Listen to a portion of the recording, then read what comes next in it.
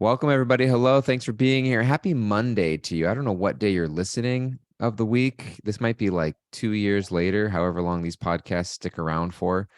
But happy Monday to you. It's Monday for us. We're tuning in live from New York. This is Spirit Matters, your daily spiritual check-in. And I'm here with my good friend Premanjali, who's going to be our guest this week. She is a resident at the Bhakti Center. She is from Australia and she's living here in New York. And I think she's an amazing, young, inspiring, energetic leader, devotee, kirtan singer, teacher, entrepreneur, and so many of adventure lover. She's an adventure lover. So New York is a great place for her to be. And welcome onto the show. How are you doing, Pramanjali? So much. So happy to be here. So nice to see this community. This is wonderful. This happens every day. It's like amazing.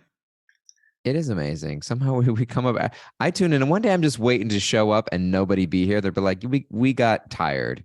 Yesterday's episode was the last straw. You're on your own." But every day we got a whole Zoom room full of people that join us So here, cool. and it's quite amazing. And people from all over the place, people from all over the country. I'm not going to call people out, but which I sometimes do. But they're all here. Yeah. What makes you happy to be here? It's actually it's really nice. When I was in Australia, there was a group of my friends. There was five of us actually that tried to start doing a podcast for a little while. We used to call it Bhakti Sangha, and I felt like we started that and we tried to do that because I saw so much value in like a weekly. It was weekly. It was like a weekly check-in. And I felt so much value in like an online sangha where you can just kind of. It was similar. Like we would just talk about um, a different book or a different topic and just discuss. And I found so much value in having that sort of regular sort of community. So I think that this is kind of coming and being able to see this and plugging into this is like really wholesome. And I love that it's every day, and it makes me feel very happy to see that it's happening and that there's other things that are happening around the world in that same way that I find it so valuable. So yeah, thank you There for were that. five of you. Yeah, it was five of us that used to just have a discussion, and it was kind of our way of we all individually lived in different parts of Australia, and we would do a lot of kirtans, and it was our way to invite people to meet regularly, even though we were all in different parts of the country. Wow. But yeah, I felt so much joy doing that, and it was really like something so nice, and eventually it fizzled out. Five people was a lot to maintain with all our schedules and everything, but this is wonderful. So Tell yeah, thank me, you for tell me about inviting. the fizzle. What happened? Well, we it was actually mainly through COVID that when it began, it was kind of like let's do something where we can all connect. And as that shifted out, I was definitely I started traveling again. I went to India basically as soon You as you I started going on all your adventures. The it was adventure lover. basically for me. I was actually in Rishikesh when COVID What started. happened is I left. I decided to quit. That's what happened. No, I know I stayed on for a while. I was still connecting, but it was like then my friend got a more intense job, and then like da da da, and then actually the big thing was the time zones. Then it was like 3 in the morning for one of us, like 8 p.m. for one of us, like 9 a.m. for another, and it just like we just couldn't find a time to all meet, so it fizzled out. But it was really wonderful while it lasted actually, and I really see the value in that because of that experience. It probably lasted like 6 months, pretty solid, like every single That's a Thursday. good amount of time. 6 months is a good amount of time. It was sweet. So yeah, this is great. I don't know how long Spirit Matters has been happening for, but every We've day. been going on for almost a year and a half. Wow. We started at the beginning of January 2022. First week of January 2022. Today, we just have this live data coming in from Kimberly. Today is our 248th episode. Wow. 248 episodes of me just yakking away. No. We started we had Achyuta Gopi and Kishore Chandra. The three of us did it together for most of that time, and then just recently this year due to just other commitments and yeah, life stuff coming up, Um, the two of them had to step out and we're focusing energy in other places. And then I was like, well, I'll keep it going. And then I was like, I'll start inviting other people to the podcast. Part of me thinks, and I don't remember. You're 22, right? 22. 22. So you were born in 2001, 2000. 2000, born in 2000. When's your birthday? The 11th of July. 11th. Okay, I was going to say you're going to be turning 23 this year. The 11th of July. Okay, everybody mark your calendars. 11th of July. Coming up. You're going to be 23 years old. So I was getting ready to graduate high school when you were gesticulating. Is that the word? Gesticulating in the womb? Is that a word? Kimberly, no? What's the word? She's saying Leslie's shaking her head. Did I just give a faux pas? What is the word when you're growing in the womb? Somebody type it in the chat. Somebody put it. Okay, Stephanie's typing in the chat. What's the word when you're growing in the womb? What's the word? I need it. Gestating. What's gesticulating? Did I just make that word up? I hope I just made that word up and didn't use a word that means something else. Gestating. She was gestating. Yeah, leave it to a man to figure out what that word is. When you were gestovulating in the womb of your mother, let me tell you a little something about pregnancy, how babies. Gesticulating is moving your limbs all over the place. So I guess that would work it. Gesticulating is a gesture, waving a hand, even a mudra. Okay, at least I didn't do something completely like faux pas. Anyways, you were gestating in the womb. And so but at that time, I remember driving to high school, we would listen to talk shows, radio talk shows in the morning. You would just turn on a talk show and just hear what people are talking about because you just like to hear other people giving their perspectives and sharing about life, et cetera. So I've always kind of viewed this podcast a little bit like that, as like a morning talk show, and people are tuning in. Stephanie's drinking her morning tea or whatever's in that mug. And so it's also, for me, it's always been a nice time to just sort of like wake up and check in how you're doing. Wake up and check in how you're doing and set a little reminder and intention for the day. And so it's kind of it's just been a little bit of that, inviting friends and people on here and hearing also a little bit about your life. I think that one of the things I appreciate and love about you is that we said you're a young woman, 22 going on 23, and something I experience and observe in you is that you're a natural leader, and that you are somebody who doesn't necessarily feel the need to wait for permission to start a venture. Or no, that's not. I'm not saying that in a bad way. You don't wait for permission, but like funny because I meant to be asking Jael for permission. She's supposed to be asking me for permission. There's a number of things you don't ever ask for permission, and I'm usually just having to come in and clean up the mess. No. But I think that there's a lot of people, and if I'll speak candidly, I think there's a lot of people, especially in our culture, people, women, very often, we live in a patriarchal society. You don't need me to tell you that, but I think we're living in a culture where we're trying to break barriers and give people opportunities of leadership, and it's not easy because it takes, I think there's generations of mindsets that tell us about how people are supposed to be and think and feel and their place in society, et cetera. And I see you as somebody that is an example that I can take it upon myself to try new things, to exert leadership, to develop entrepreneurship. You've started your own business, or one or two. You're trying new programs here at the Bhakti Center, and I really appreciate that about you. And I don't know if that's something that just comes natural to you, or if somebody encouraged you and told you to develop that part of your personality, if there was an experience in your life where you just said, you know what, I'm always going to that's always who I am. And I'm just curious if you've noticed that in yourself, and if that's something that you're aware of. Oh, thank you. Well, thank you so much. I definitely feel like any of that inside of me is a product of the association and the community that I grew up within in Australia.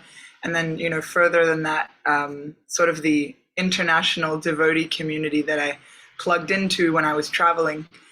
And that just being really a place, especially in this beautiful, beautiful community I grew up in Australia. It's on the East Coast, kind of between Byron Bay and Sydney. Between Sydney and the Gold Coast. And there was just a very sort of community spirit. It was like all of us kids, all of us farm kids, it was like we had like 5 sets of parents, like whoever was living there in the community, and we'd all kind of like, you all raised each other. And Yeah. there Did was really you grew up a on a sense, farm? yeah, it's a beautiful farm community Farm community. near the beach and the mountains and the waterfalls, and it's really like a paradise. But that was always something that I felt was really, really wonderful, is that anytime, like since a really young age, when I would get an idea or something would happen, like people would really believe in you and believe you. Like you would never feel second guessed or sort of like, you know, um, questioned in that sense. If I came forward and said like, oh my God, this person did this, people would be like, okay, like what do we do? There was never a sense of like, of disbelief. Or if I said, hey, like, I really want to start this festival, like the town president was very, it was very like, here, how can we help you? And I just thought that was normal. I just thought that was like the standard of life. And when I started traveling, um, it mostly had a lot to do with me following my spiritual teacher, or my guru. And he originally came to Australia. I met him there, and he really inspired me. And he's a wonderful. I mean, his name is Indra Swami, but he's a really exceptional example of someone who really embodies all of those qualities you were mentioning times 10, really to be able to inspire people. He's not asking for permission for anything. He's going and planning these incredible events everywhere, left, right, front, and center. And he was also very, very instrumental in encouraging me to sort of just like get out of my comfort zone. And he always told me, he's like, you need to think bigger. You need to think, like, how can you do more? How can we make this the best event or the best thing that you're able to put on for people to be able to connect in a wonderful way to, whatever you're trying to achieve through that event. And when I started seeing that wasn't a thing in some places, in some countries where I'd go to a different center or a different temple, and I'd feel like, oh my God, this isn't happening. This isn't the same as what he's taught me, and this isn't, and my big voice became actually something that wasn't very liked. If anything, it became something where people were like, well, oh my God, this Australian, she can't shut up, she's trying to change things, she's trying to we don't do that here.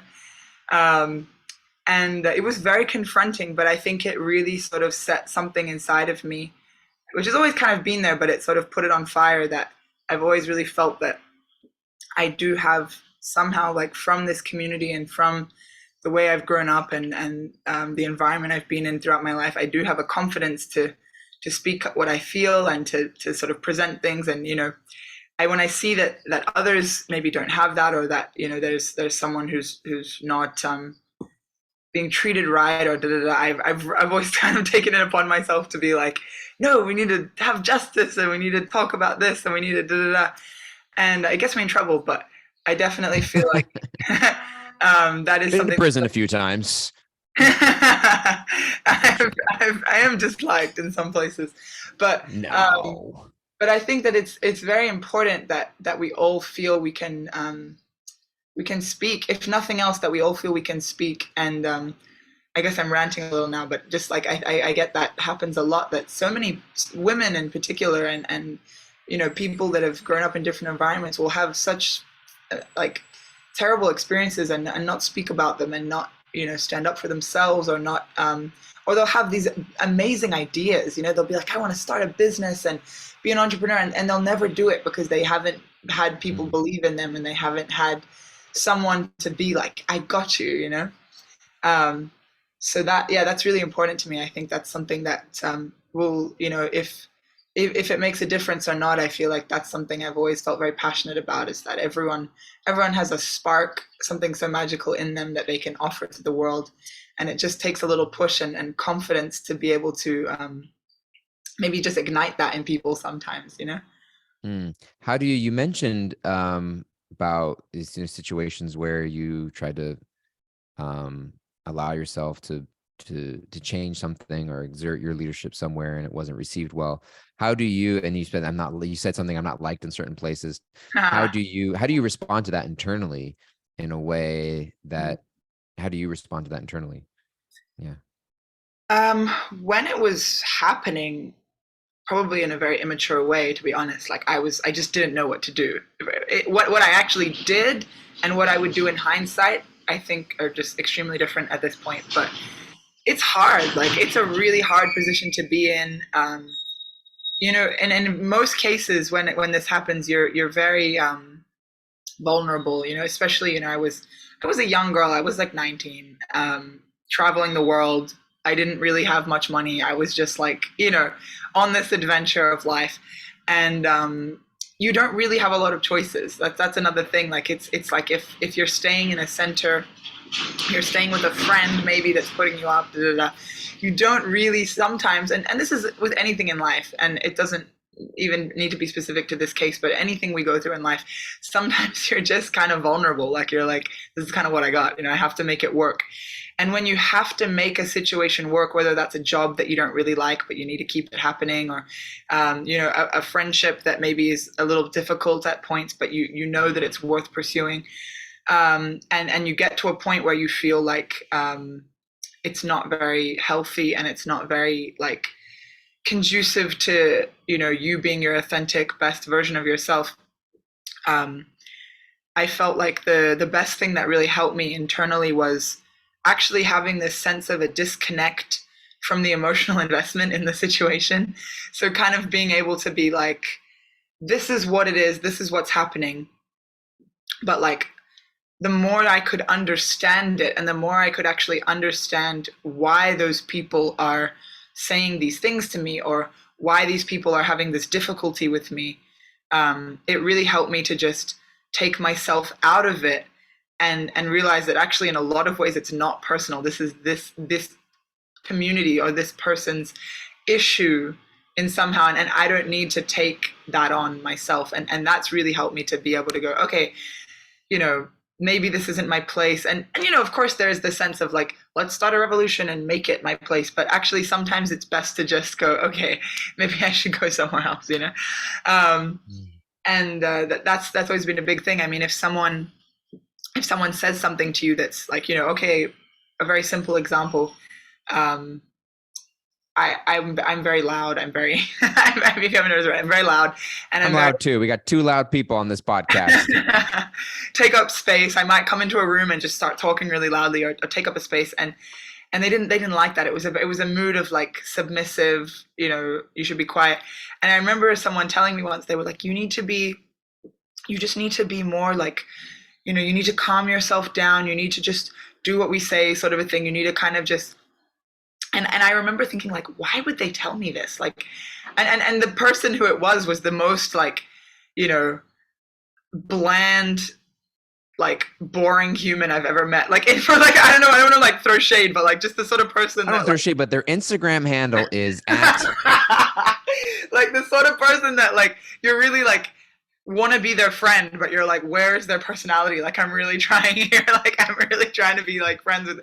And I realized I was like, this person has gone. The more I got to know them, I was like, this person has gone through so many traumas. Like when they were opening up about different things, I was like, all right, let me get to know them.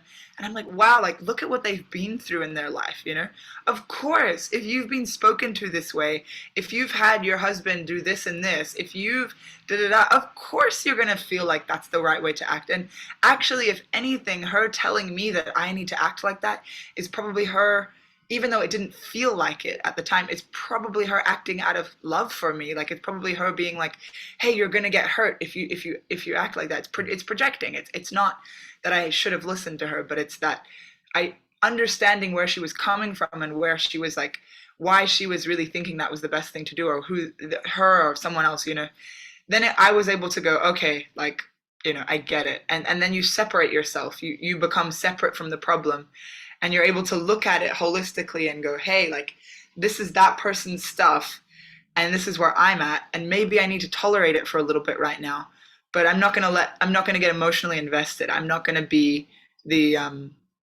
I'm not going to let this affect my state of being as I have to live here, or as I have to be here.